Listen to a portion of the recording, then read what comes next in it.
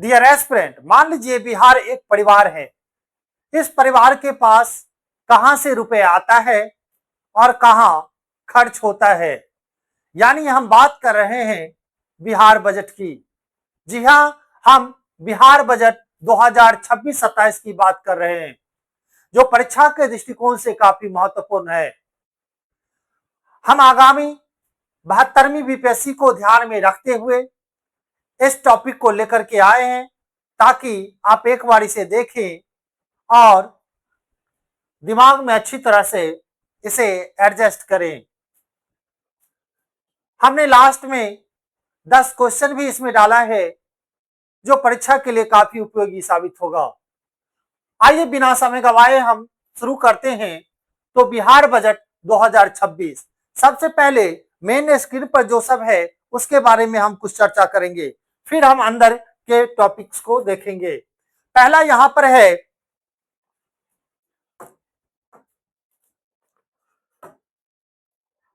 Bihar budget का आकार कितना है। तो आकार की बात करें तो आप ध्यान में रखेंगे 3,47,589.76 करोड़, यानी कुल बजट जो है यही आकार कहलाता है, कुल व्यय कहलाता है। आप जो भी इसको समझे तो ये 3,47,589.76 करोड़ है। वहीं जीएसडीपी के लिए बात करें तो वो है GSDP, gross state domestic product जो है वो, यानी सरकार की जो कुल आर्थिक स्थिति है वो यही बन रही है 13,09,155 की। जीएसडीपी बिहार की 13,09,155 करोड़ है।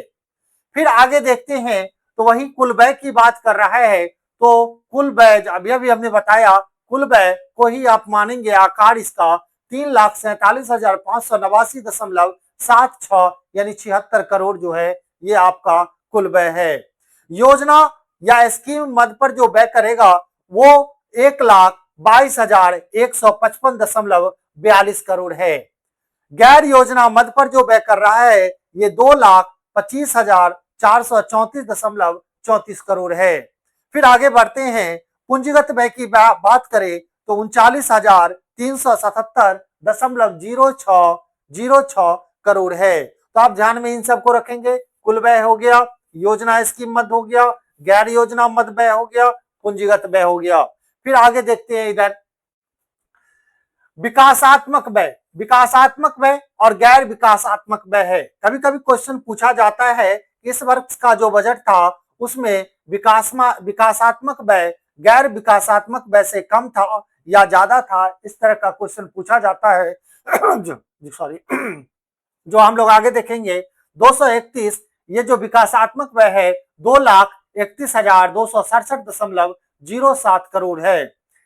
वहीं पे गैर विकासात्मक की बात करें तो 1,16,322.69 करोड़ है, यानी 33.47% ये है और 66.53% ये है विकासात्मक व्यय। आगे बात करें केंद्रीय करों और राज्य का हिस्सा, तो कुल प्राप्ति का 45.49 जो है वो केंद्रीय करों में राज्य का हिस्सा है, जो एक अच्छा खासा है, फिर लगभग 50% हो जाता है। साथ में अनुदान को अगर जोड़ दे तो यहाँ पर 1,58,178.32 करोड़ है, 45.49%। अब आगे देखते हैं रुपया कहां से आता है और कहां जाता है। जो बजट का ही रूप होता है तो इसी के बारे में हमको पढ़ना है। तो आप यहाँ अभी अभी जो हमने चर्चा किया, जैसे यहाँ पर सबसे ज्यादा ये जो डायग्राम बना है ये केंद्रीय करों का है, राज्य को जो मिलता है उसके है। आइए यहाँ पर कुछ पॉइंट्स हैं उसको पढ़ते हैं। केंद्रीय करों में राज्य का हिस्सा ये 1,56,900 है। राज्य सरकार का कर राजस्व 65,800 है। लोक ऋण की बात कर रहे हैं 62,313 है।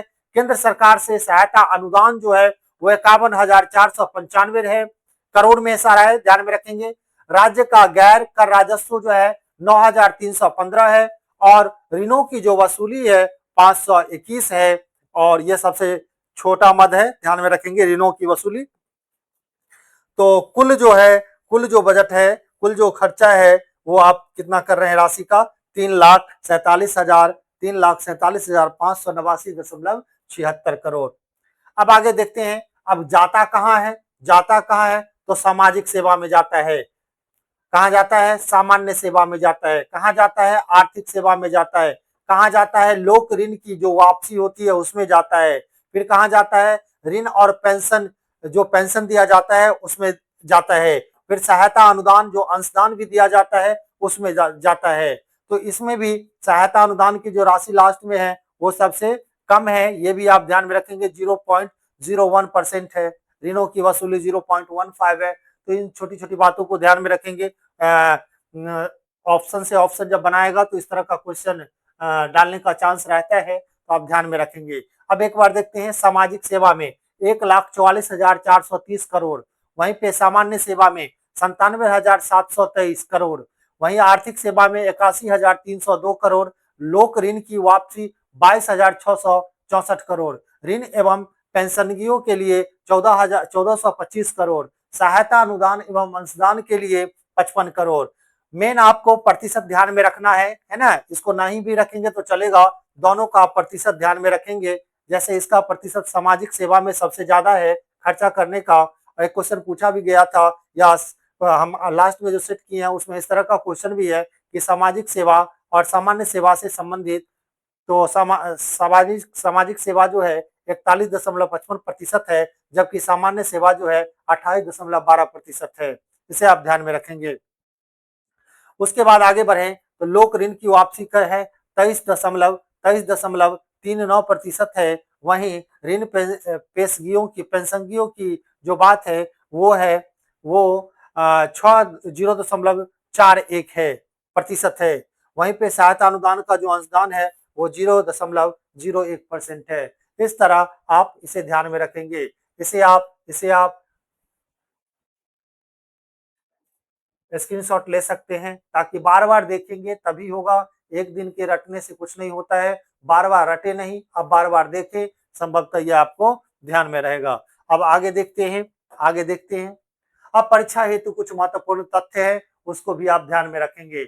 जैसे यहाँ पर सबसे बड़ा आय स्रोत जो है, अभी हमने बताया सबसे बड़ा आय स्रोत जो है 100% में 45.49% जो है वो केंद्रीय करों और में राज्य का हिस्सा है, तो लगभग आधा हो ही गया, साथ में अनुदान भी ऐड होगा। सबसे ज्यादा क्या है, सबसे बड़ा व्यय जो है वो किस में हो रहा है, सामाजिक सेवा में हो रहा है। कितना प्रतिशत हो रहा है, 41.55% हो रहा है।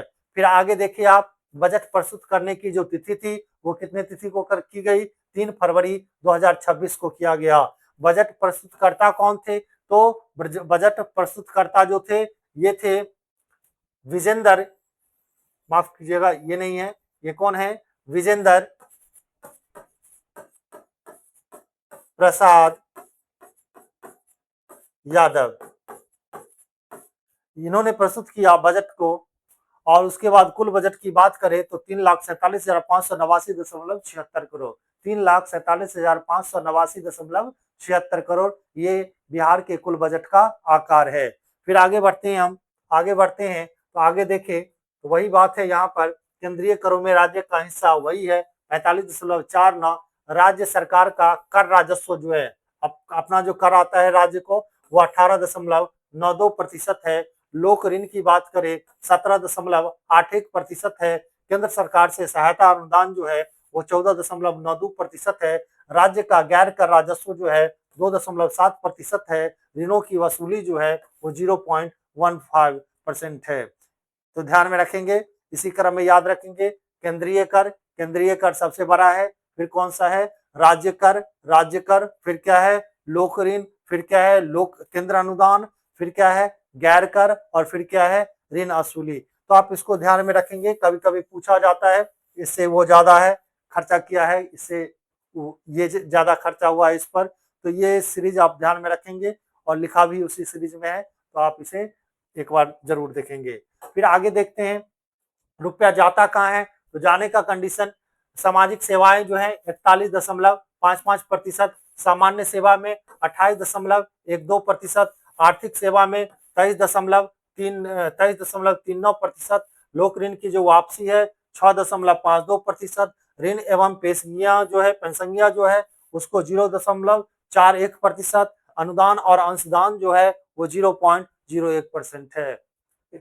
आगे चलते हैं।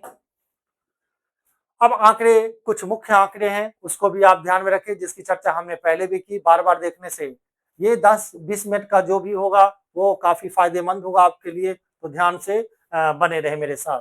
यहाँ पर है कुल बजट है 3,47,589.76 करोड़। कई बार हमने चर्चा किया है, आपको याद होना चाहिए, मुझे भी याद हो गया, 3,47,589.76 करोड़।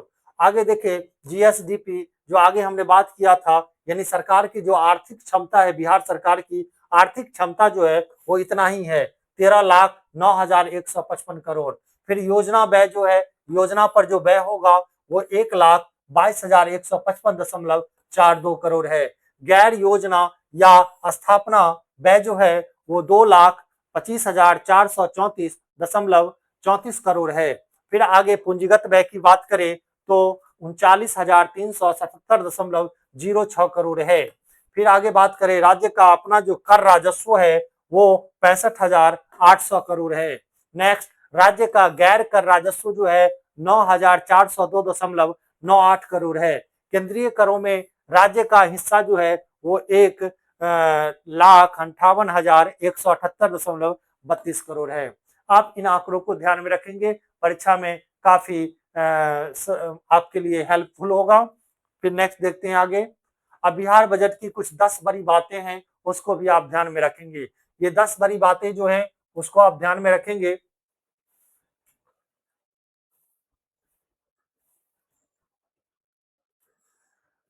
दस बड़ी बातें जो हैं, पहला है वही कुल बजट कितना का, 3,47,576 करोड़ रुपए रखा गया, जो पिछले साल से, अब ये इंपॉर्टेंट है, इसको ध्यान में रखेंगे, पिछले साल से करीब यानी लगभग कितना बड़ा है ये बजट, 30,694। अगर पॉइंट की भी बात कर लें तो 74 आप ध्यान में रख सकते हैं। तो इसको ओवरऑल आप ऐसे भी याद रखते हैं, 30,695 है ना, ये भी आप ध्यान में रख सकते हैं, जो पिछले साल की तुलना में इतना ज्यादा है, 30,694.74 करोड़ रुपए जो है ज्यादा है। फिर आगे बता रहा है 5 नए एक्सप्रेसवे के साथ बिजली ढांचे के विस्तार पर भी काम होगा। शहरी गरीबों के लिए बड़ी संख्या में बहुमंजिला पक्के मकान घर बनाए जाएंगे। तो गरीबों के लिए, शहरी गरीबों के लिए क्या किया जाएगा, 5 मंजिला है ना, यानी बहुमंजिला मकान बनाया जाएगा, बहुमंजिला मकान बनाया जाएगा। अब उसमें हम आवंटित किया जाएगा, सभी को घर दिया जाएगा, एक जगह घर बनेगा, ये 5 मंजिला नहीं है, क्या है, बहुमंजिला है, पक्के के मकान बनाए जाएंगे। नेक्स्ट देखते हैं, हर प्रखंड में डिग्री कॉलेज और इंजीनियरिंग कॉलेज खोलने पर जोर दिया गया है। इससे स्थानीय स्तर पर उच्च शिक्षा की सुविधा मिलेगी। तो स्थानीय स्तर पर बहुत से लोग +2 करके छोड़ देते हैं, है ना, ज्यादा से +2 करके छोड़ देते हैं, या फिर पार्ट 1 जाते जाते भी वो ड्रॉप आउट हो जाते हैं। तो यहाँ आप ध्यान में रखेंगे, या डिग्री कॉलेज होने से फायदा मिलेगा, स्थानीय स्तर पर उच्च शिक्षा की सुविधा मिलेगी। अगला है, जिला अस्पतालों को सुपर स्पेशलिटी स्तर पर अपग्रेड किया जाएगा। तो अस्पतालों को अपग्रेड किया जाएगा ताकि गंभीर इलाज के लिए बड़े शहरों पर निर्भरता जो है वो कम हो सके। फिर आगे है, सरकार का लक्ष्य बिहार को आर्थिक रूप से मजबूत बनाना और हर क्षेत्र में संतुलित विकास करना। केंद्र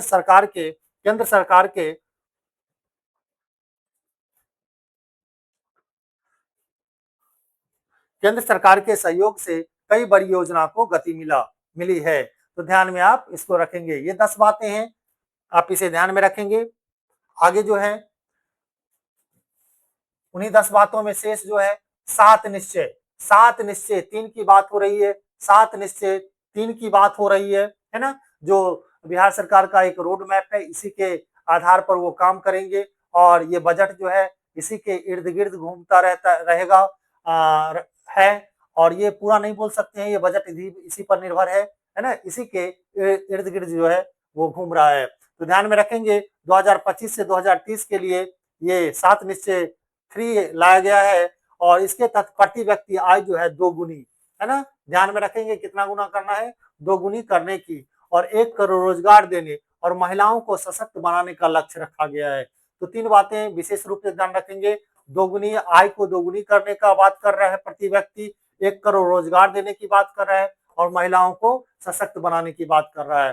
फिर आगे है 1.56 करोड़ से ज्यादा महिलाओं से जुड़े स्वयं सहायता समूहों को पहले 10,000 रुपए की मदद मिल चुकी है। आगे कारोबार बढ़ाने के लिए 2 लाख रुपए तक की सहायता देने की योजना है।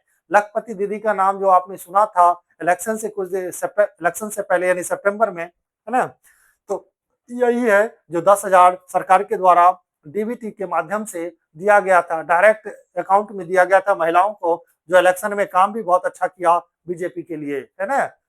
तो ध्यान में रखेंगे, मास्टर स्टॉक खेला, ये फेल नहीं किया, ये 10,000 रुपए काम किया। आगे देखते हैं, अनुसूचित जाति के 94 लाख गरीब परिवारों को सूक्ष्म उद्यमी बनाने पर फोकस है।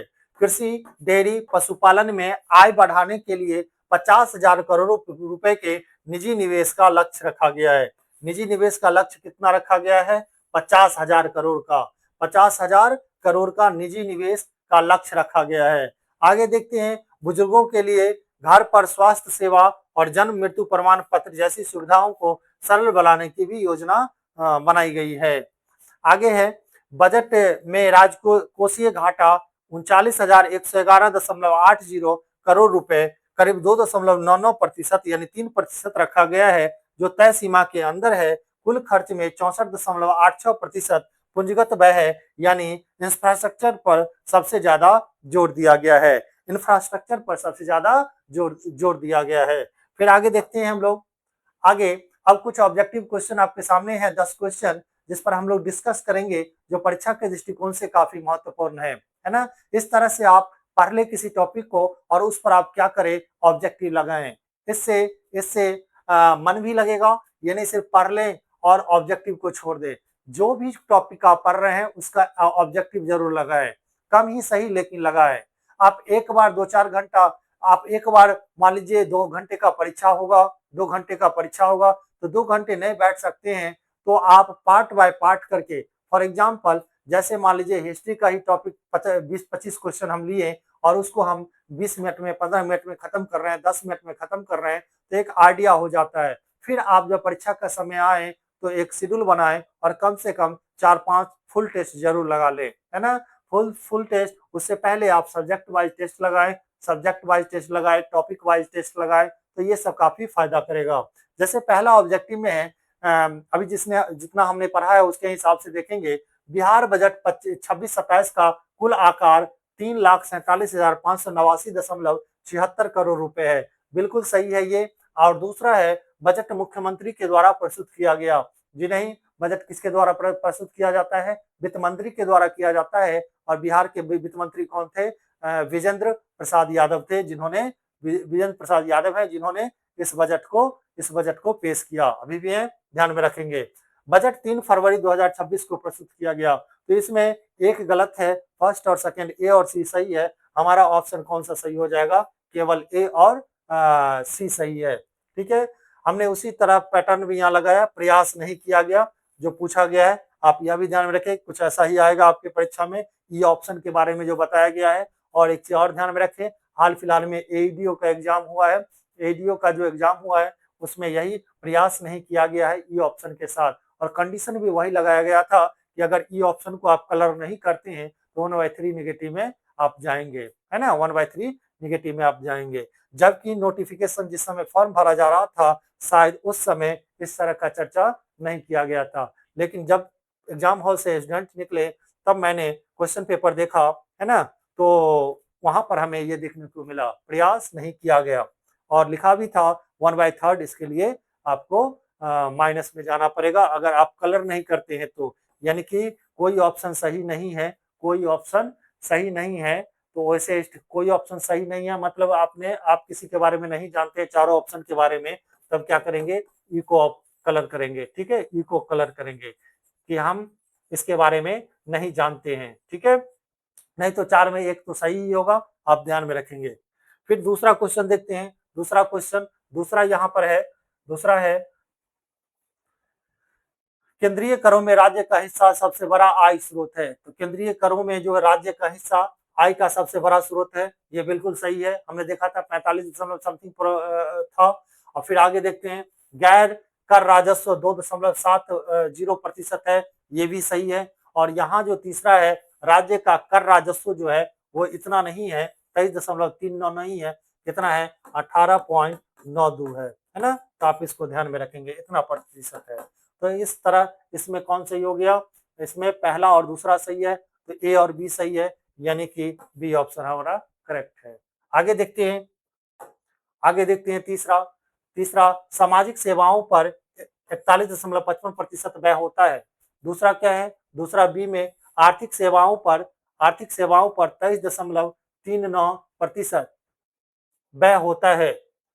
सामान्य सेवाओं पर सबसे अधिक व्यय होता है। तो इसमें आपका आंसर सामाजिक सेवा जो है, सामान्य सेवा पर सबसे अधिक व्यय नहीं होता है, सबसे अधिक व्यय जो होता है वो सामाजिक सेवा पर होता है। आर्थिक सेवा की बात करें तो 23.39 ये सही है, पहला भी सही है, सामाजिक सेवा 41.55 है ना।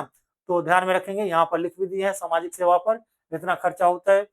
तो इस तरह आपका आंसर कौन हो जाएगा, ए और बी सही है, ए और बी यानी कि आपका बी ऑप्शन सही है।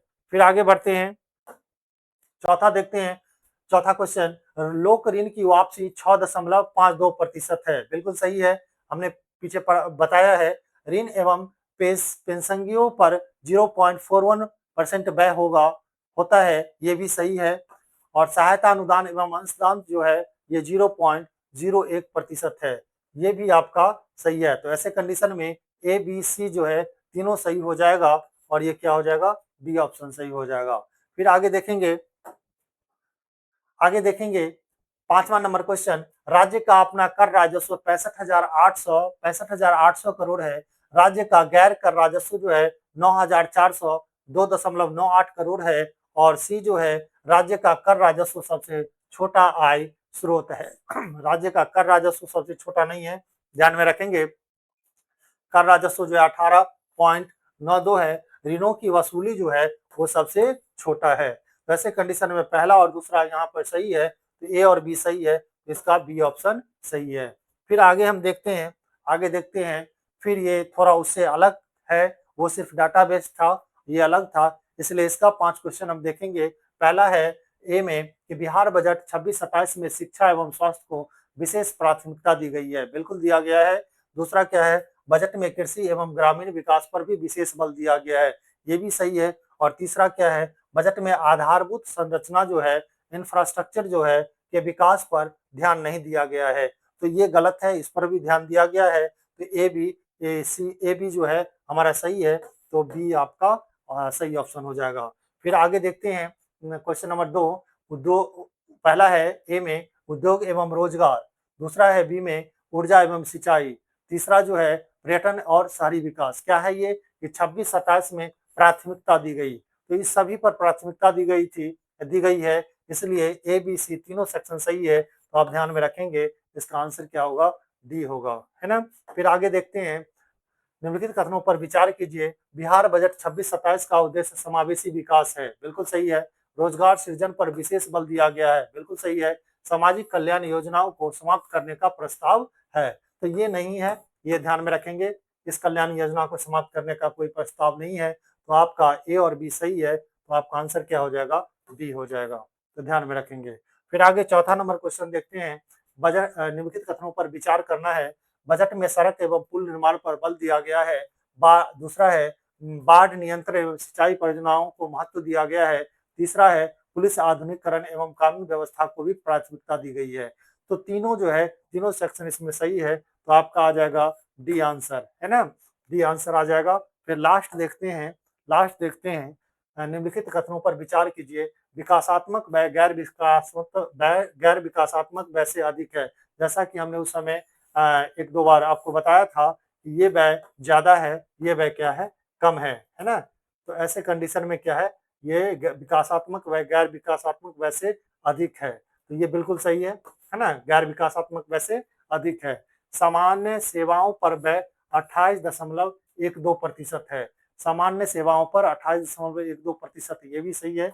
उसके बाद सामाजिक सेवाओं पर सबसे अधिक व्यय होता है। तो सामाजिक सेवा पर सबसे अधिक व्यय हो ही रहा है इसमें, तो ध्यान में रखेंगे ए, बी, सी तीनों सेक्शन सही है, इसलिए आपका आंसर क्या हो जाएगा? सी हो जाएगा। इस तरह हमने देखा बिहार बजट को, है ना? बिहार बजट के बाद हम आर्थिक सर्वेक्षण लेकर के भी आपके सामने आएंगे, है ना? जो परीक्षा के दृष्टिकोण से काफी महत्वपूर्ण होगा।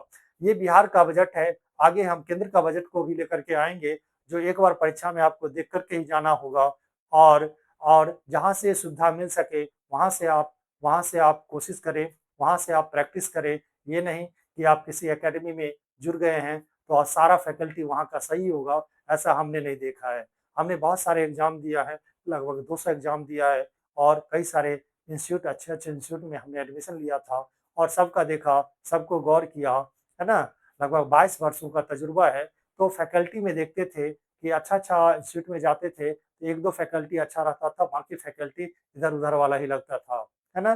तो इसलिए आप बहुत समझदार हैं, आप पढ़े-लिखे हैं, आपको जहाँ से मिले, है ना? जहाँ से मिले सोर्स, वहाँ से आप अपना पढ़ाई को पूरा करें और परीक्षा में ज़रूर सफल करें, है ना?